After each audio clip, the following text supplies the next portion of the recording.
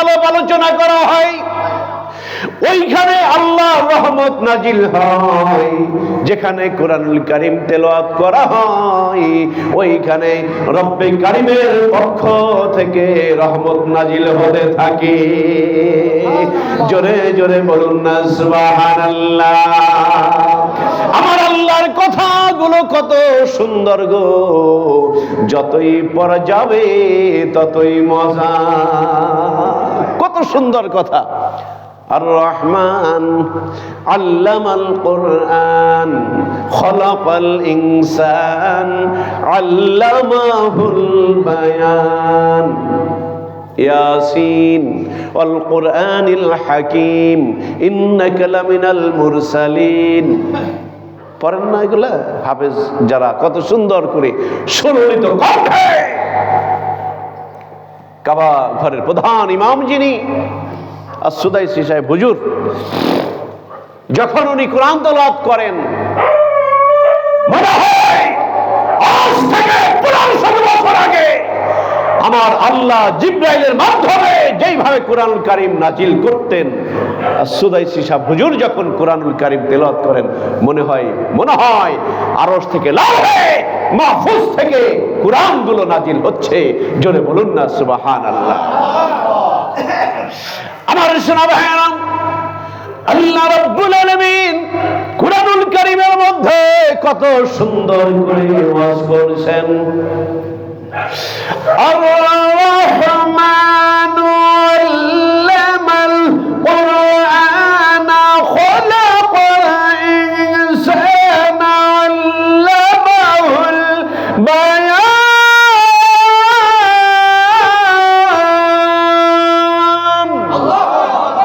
কত সুন্দর কথা। আল্লাহ নিজেই কথাগুলো শোনাচ্ছেন। আমি রহমান। এই যে কোরআনের কথাগুলো, কোরআনের শাশ্বত বাণী, কোরআন একটা মেসেজ তামাম পৃথিবীর জন্য, তামাম বিশ্ববাসীর জন্য। আল কোরআনুল কারীম একমাত্র হেদায়েতের গ্রন্থ। আল কোরআন চিৎকার দিয়ে বলুন আল্লাহু আকবার। এই কোরআনকে যারা মেনে নিয়েছে তারাই সোনার মানুষে রূপান্তরিত হয়েছে। নবীর আদর্শ যারা মেনে নিয়েছে তারাই স্বর্ণের মানুষে রূপান্তরিত হয়েছে। মসজিদে নববীতে বাবে বিলাল নামে একটা দরজায় আছে। বাবে বিলাল, হযরত বিলালের নামে একটা দরজা মসজিদে নববীতে। অথচ বিলালের টাকা পয়সা ছিল না, দাস, কৃতদাস, চেহারা ভালো ছিল না, ঠোঁটটা মোটা ছিল, নাকটা চ্যাপটা ছিল, কালোর মানে জাম আর কি কালো, এর চাইতে কালো। অথচ আল্লাহর নবী যখন এই সুন্দর পৃথিবী ছেড়ে যখন চলে গেলেন, বন্ধুরে কান্নার রোল পড়ে গেল। সবাই চিৎকার মেরে মেরে কাঁদতে লাগলেন, আহারে নবী নাই, নবী নাই, নবী নাই। হযরত আবু বকর আর হযরত ওমর দুইজন পরামর্শ করলেন। আবু বকর ডাক দিয়ে বলছেন, ওমর রে, আমরা দুইজন যদি পাগলামি করি রে, মক্কার সাহাবাদেরকে, মদিনার সাহাবাদেরকে ঠেকাবে কে? ওমর সাহাবাদের মুখের দিকে তাকাইয়া দেয়, শোকের ছায়া পড়ে গেছে। হঠাৎ করে দেখা গেল কালো বর্ণের চেহারা, দেখতে ভালো না, একটা গাটুরি কাঁধে করে চোখের পানিগুলো ছেড়ে দেয়। একবার যাই, বারবার নবীর দিকে তাকায়। আবু বকর ডাক দিয়ে বলে, ওমর রে, দেখতো কে যায়। হযরত ওমর ডাক দিয়ে বলে, ও ভাই আবু বকর, এ তো আর কেউ নয়, আমাদের ভাই হযরত বিলাল। হযরত বিলাল, কেন রে? ও বিলাল, আমাদেরকে ছেড়ে কোথায় যাও? ভালোবাসা কারে কয়? ভালোবাসা দিতে হইলে এইভাবেই দিউন লাগে। আজ যদি এই মুহাম্মাদি। এই রাজবাড়ী জেলার মানুষ, বসন্তপুরের মানুষ, উদয়পুরের মানুষ, শোনো গো, আজও যদি নবীর জন্য দেওয়ানা হতে পারো, ঘুমের ঘরে মদিনার নবী ঘুমের ঘরে তোমার বাড়িতে এসে হাজির হয়ে যাবে। ঘুমের ঘরে নবীকে যদি একবার কেউ দেখতে পারে, হাসরের ময়দানে এই স্বপ্নটা তার জীবনের, তার নাজাতের জন্য অনেক পজিটিভ একটা দিক হয়ে যাবে।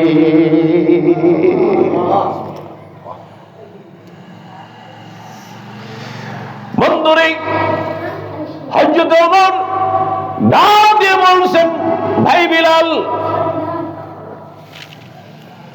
কোথায় চলছো? বিলাল কান্দে আর ডাক দিয়ে বলে, ভাই আবু বকর, ভাই ওমর, যেই দেশে আমার নবী নাই, যেই দেশে আমার নবী নাই রে, আমি বিলাল ওই দেশে থেকে লাভটা কি? আবু বকর ডাক দিয়ে বলছেন, বিলাল, এ বিলাল, তুমি যেখানেই যাও না কেন, তোমার 3.5 হাত বডির মধ্যে আল্লাহ নবীর যে আদর্শ, যে সুন্নতি আমলগুলো আছে, ওইগুলা তুমি ভুলবা কিভাবে? ওগুলা ভুলবা কেমনে?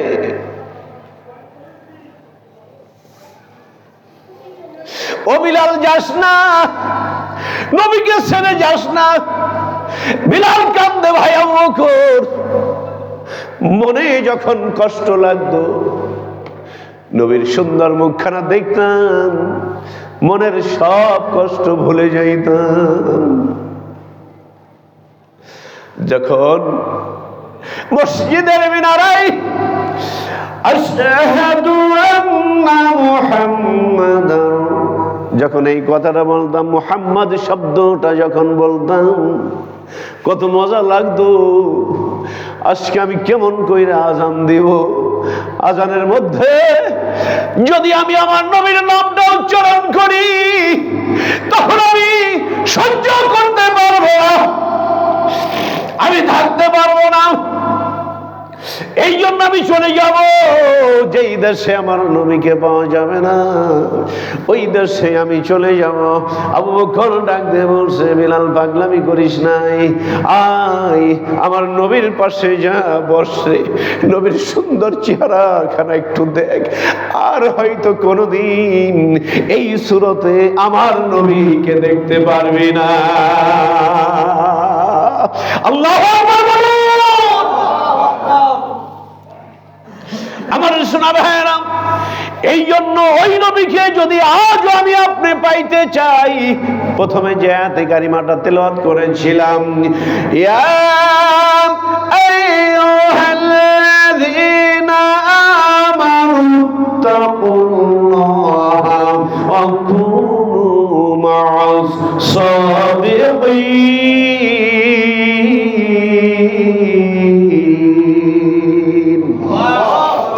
আল্লাহ ডাক দিয়ে বলছেন, হে ঈমানদারেরা, আমি আল্লাহকে ভয় করো এবং একজন সত্যবাদীর সঙ্গী হয়ে যাও। এই সত্যবাদী কারা? নবীন, সিদ্দিকিন, শুহাদা, সালিহিন। এই পথের প্রতীক যারা, ইহদিনাস সিরাতাল মুস্তাকিম হলো এই পথের পথিক যারা আমরা হতে চাই। আল্লাহর কাছে সূরা ফাতিহার মধ্যে বলি, ইহদিনাস সিরাতাল মুস্তাকিম। এরা কারা?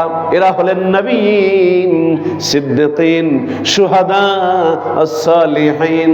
আওয়াজ করে বলুন না সুবহানাল্লাহ। বন্ধুরে, আল্লাহ নবীজি আর জীবনে আসবেন নাকি? কথা বলুন। আর পাওয়া যাবে না, এই মায়াবী মুখ আর পাওয়া যাবে না।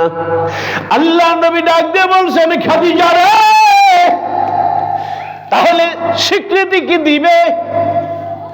খাদিজা ডাক দিয়ে বলছেন 15টি বছর। মনে আছে আপনাদের? যেই মানুষটা একটা মিথ্যা বলে নাই, আজকেও সেই মানুষটা মিথ্যা বলতে পারে না।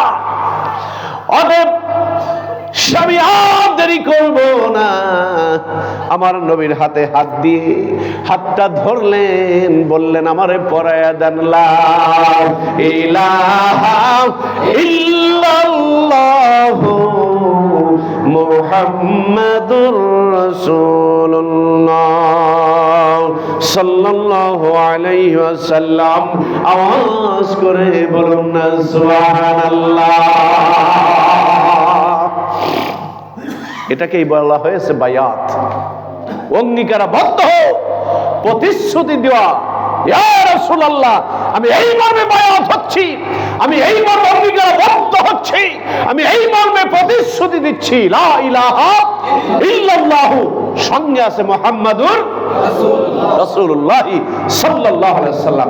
যেখানে আল্লাহর নাম সেখানেই নবী মুহাম্মদ সাল্লাল্লাহু আলাইহি ওয়াসাল্লামের নাম। আল্লাহু আকবার বলুন। যেখানেই তাওহীদ সেখানেই রিসালাত। আল্লাহু আকবার। বন্ধুরে আমার, আল্লাহ নবীজি চলে গেছেন, অন্যান্য নবীরা কবরের মধ্যে সেজদা হালাতে, কেউ রুকু হালাতে বসে আছেন। শুধুমাত্র কেবলমাত্র আমার আপনার নবী কবরের মধ্যে চোখের পানিগুলো ছেড়ে দিয়ে কাঁদছেন, আল্লাহ আমার এতিম উম্মতের কি হবে, আমার এতিম উম্মতের কি হবে। এই জন্য একটা কিতাব, একটা কোরআন, এটা হলো একটা মেসেজ। এই মেসেজ অনুযায়ী যারা জীবনটা গঠন করে নেবেন, নবীর তরিকায় যারা জীবনটা গঠন করে নেবেন, ওই মানুষগুলোই হবে স্বর্ণের মানুষ। জোরে বলুন না সুবহানাল্লাহ। এই কাজগুলোই বর্তমানে হক্কানি আল্লাহওয়ালা যারা, তাদের দ্বারাই এই কাজগুলো সংগঠিত হচ্ছে। আওয়াজ করে বলুন না আল্লাহু আকবার। আমার বন্ধুগণ, পাক ভারত উপমহাদেশ, এই পাক ভারত উপমহাদেশে একদিন ইসলাম ছিল না।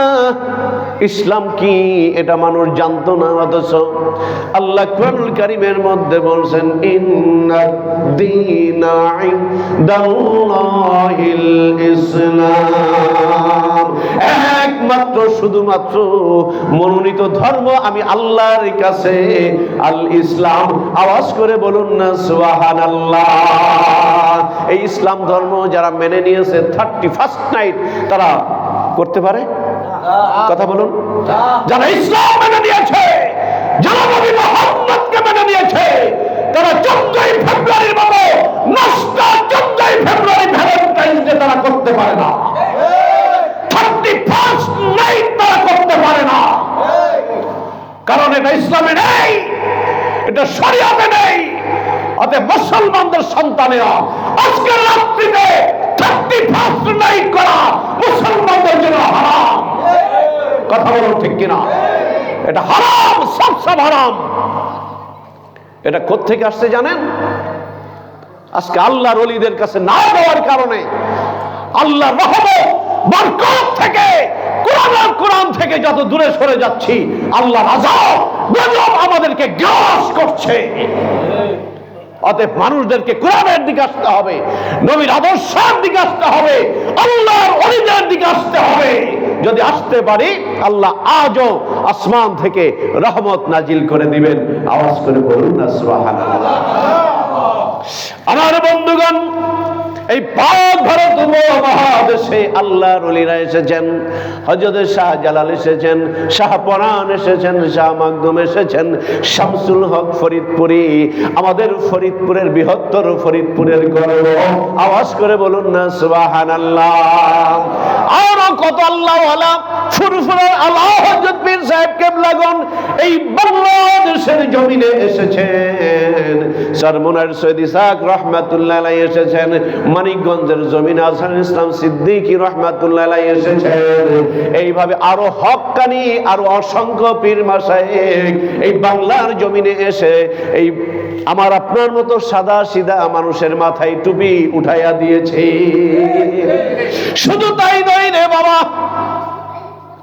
একদিন আমি আপনি নামাজ কি জিনিস জানতাম না, একদিন দাড়ি কি জিনিস জানতাম না, কুরআনুল কারীম কিভাবে তেলাওয়াত করা লাগে সেটাও তো জানতাম না। আল্লাহর ওলিরা এই মানুষগুলোকে ধরে ধরে আল্লাহ পাকের জিকিরের সবক দিয়েছেন। বেশি বেশি করে আল্লাহ পাককে স্মরণ করো, কোরআন তেলাওয়াত করো, 5 ওয়াক্ত নামাজ জামাতের সাথে আদায় করো, আব্বা মায়ের খেদমত করো, আলেম ওলামাদের ইজ্জত করো। ভাগ্যের পরিবর্তন ঘটায়া দিবেন কে? আর জোরে বলুন না কে? আমার বন্ধুরা, এই জন্য বাংলাদেশে এই বিশেষ করে এইখানে কেউ না কেউ কোনো দরবারে যাওয়া আসা করেন, কেউ না ইকামাতে দিন করেন, কেউ জামাতে তাবলীগ করেন, কেউ হক্কানি পীর মাশায়েখদের কাছে যান। উদ্দেশ্য হলো একটাই, আল্লাহ আর আল্লাহর রাসূল পাওয়া। কি বলেন? আল্লাহ আর আল্লাহর রাসূল পাওয়া, কুরআনিক জীবন গঠন করা। কিভাবে এই জীবনটা গঠন করব? এই কারণে আল্লাহ ওয়ালা যারা তারা তালকিন দেন, তারা তালিম দেন। আমিও যেমন একটা দরবারে যাওয়া আসা করি, আপনারা ভালো করেই জানেন। আপনারাও অনেকেই অনেক মানুষের কাছে, ওই যে বললাম মানুষের সামনে মানুষের কথাগুলো বেশি বেশি করে বলো। ওই মানুষটা হলেন জনাবে মুহাম্মাদুর রাসূলুল্লাহ সাল্লাল্লাহু আলাইহি ওয়াসাল্লাম। আওয়াজ করে বলুন না সুবহানাল্লাহ। বন্ধুরে, এটা তো আমার মামা বাড়ি। মামার বাড়ি ওয়াজ কি করব? সবাই তো পরিচিত, এই জন্য মাঝে মাঝে চোখ বন্ধ করে ওয়াজ করলাম। কেউ মামা কেউ ভাই, কিন্তু কোরআন এবং হাদিস এরা তো কারো মামা ভাই না। কি বলেন? ওই হিসাব করে এই কথাগুলো বলছি, না হলে আমার চাইতে অনেক সুন্দর সুললিত কণ্ঠে অনেক জ্ঞানগর্ভ আলোচনা আপনারাও অনেকেই করতে পারতেন। মানিকগঞ্জের হযরত পীর সাহেব কেবলা হুজুর আমার শায়েখ যিনি, উনি বলছেন, বাবা বয়ান করো, এর মধ্যে বরকত নাই, মানুষের দোয়া নাও, আল্লাহ তোমার ভাগ্যের পরিবর্তন করে দিতে পারেন। বাবা মার দোয়া নাও, মুরব্বীদের দোয়া নাও, আলেমদের দোয়া নাও, এতিমদের মাথায় হাত বুলাইয়া দাও, আল্লাহ ভাগ্যের পরিবর্তন ঘটায়া দিবেন। ছোটবেলায় এই মসজিদ তখন এত সুন্দর ছিল না, কতবার আসছি, এই নানা বাড়ি কতবার খেয়েছি, আজকে তো আর আসাও হয় না, খাওয়াও হয় না। তো সব মিলে এখন ধীরে ধীরে দেখেন মসজিদও বড় হচ্ছে। তো সব কিছুই আপনারা এলাকাবাসী অনেক ভালো আদর করে ভালোবেসে দাওয়াত করেছেন। প্রধান মেহমান অল্প কয়েক মিনিটের মধ্যেই চলে আসবেন। তো আমি অগোছালো কিছু কথা বলছি। তো কত মানুষ এই সমাজ থেকে চলে গেছে, যায় নাই? নানি চলে গেছেন, আরো কত মানুষ, কতজনের মা চলে গেছেন, কতজনের বাবা চলে গেছেন। আমি একদিন আসছি, আমি একদিন থাকবো না। তাই তো কবি বলছেন, রঙিন পৃথিবী সারিতে